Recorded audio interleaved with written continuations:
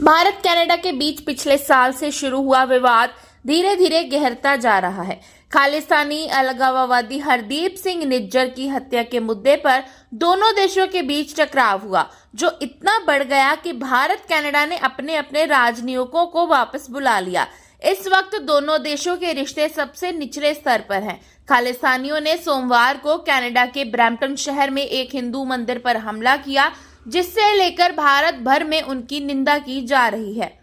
फिलहाल कनाडा भारत के बीच चल रहे राजनीतिक और राजनीतिक विवाद की वजह से भारतीयों की मुसीबत बढ़ गई है।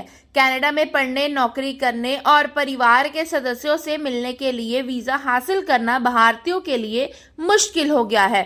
भारतीयों के बीच चिंता बढ़ती जा रही है क्योंकि वीजा के लिए इंतजार लंबा होता जा रहा है।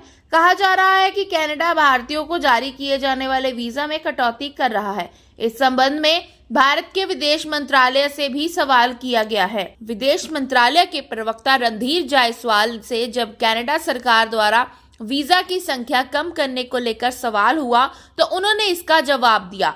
उन्होंने कहा, भारत कनाडा में रहने वाले अपने छात्रों और प्रोफेशनल वर्कर्स की सुरक्षा पर नजर रख रहा है। उनकी सुरक्षा और संरक्षा को लेकर हमारी चिंता बनी हुई है। कनाडा में नौकरी के लिए जाने वाले अस्थायी विदेशी कामगारों और पढ़ने के लिए पहुंच रहे विदेशी छात्रों में से एक बड़ा हिस्सा भारत से आता है। दरअसल भारत ने कनाडा से अपने राजनयिकों और अधिकारियों को बुला लिया है। ठीक ऐसा ही कनाडा ने भी किया है। इस वजह से भारत में अब कनाडा के 4 इमिग्रेशन अधिकारी रह गए हैं। 2023 में इनकी संख्या 27 थी। कम इमिग्रेशन अधिकारियों का मतलब है कि वीजा प्रोसेस में लगने वाला समय बढ़ जाएगा। कनाडा के मंत्री ने भी इस बात का आदेश जताया था कि विवाद की वजह से कनाडा की वीजा प्रक्रिया प्रभावित हो सकती है। इमिग्रेशन मंत्री मार्क मिलर ने कहा कि मौजूदा हालात से कनाडा की वीजा प्रक्रिया पर असर पड़ रहा है। मैंने संसद में अपने सहयोगियों से कहा है कि हालात और बिगड़ सकते हैं, उन्हें इसके लिए तैयार हो जाना चाहिए। उन्होंने कहा कि इसका मतलब ये हो सकता है कि दोनों देशों के बीच यात्रा करने वाले लोगों की संख्या कम हो सकती है। भारत कनाडा के बीच पिछले साल से शुरू हुआ विवाद धीरे धीरे गहरता जा रहा है। खालिस्तानी अलगाववादी हरदीप सिंह निज्जर की हत्या के मुद्दे पर दोनों देशों के बीच टकराव हुआ, जो इतना बढ़ गया कि भारत कनाडा ने अपने अपने राजनयिकों को वापस बुला लिया।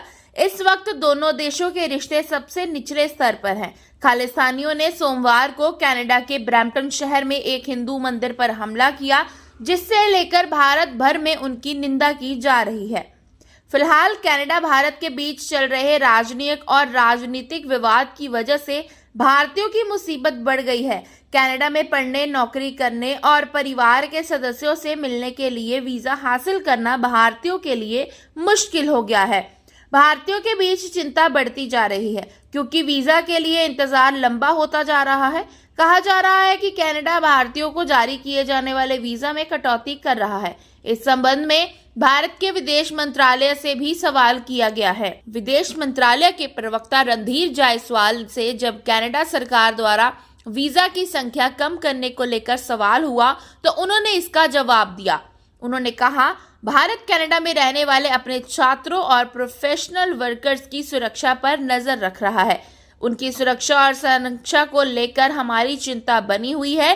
कनाडा में नौकरी के लिए जाने वाले अस्थायी विदेशी कामगारों और पढ़ने के लिए पहुंच रहे विदेशी छात्रों में से एक बड़ा हिस्सा भारत से आता है। दरअसल भारत ने कनाडा से अपने राजनयिकों और अधिकारियों को बुला लिया है। ठीक ऐसा ही कनाडा ने भी किया है। इस वजह से भारत में अब कनाडा के 4 इमिग्रेशन अधिकारी रह गए हैं। 2023 में इनकी संख्या 27 थी। कम इमिग्रेशन अधिकारियों का मतलब है कि वीजा प्रोसेस में लगने वाला समय बढ़ जाएगा। कनाडा के मंत्री ने भी इस बात का आदेश जताया था कि विवाद की वजह से कनाडा की वीजा प्रक्रिया प्रभावित हो सकती है। इमिग्रेशन मंत्री मार्क मिलर ने कहा कि मौजूदा हालात से कनाडा की वीजा प्रक्रिया पर असर पड़ रहा है। मैंने संसद में अपने सहयोगियों से कहा है कि हालात और बिगड़ सकते हैं, उन्हें इसके लिए तैयार हो जाना चाहिए। उन्होंने कहा कि इसका मतलब ये हो सकता है कि दोनों देशों के बीच यात्रा करने वाले लोगों की संख्या कम हो सकती है।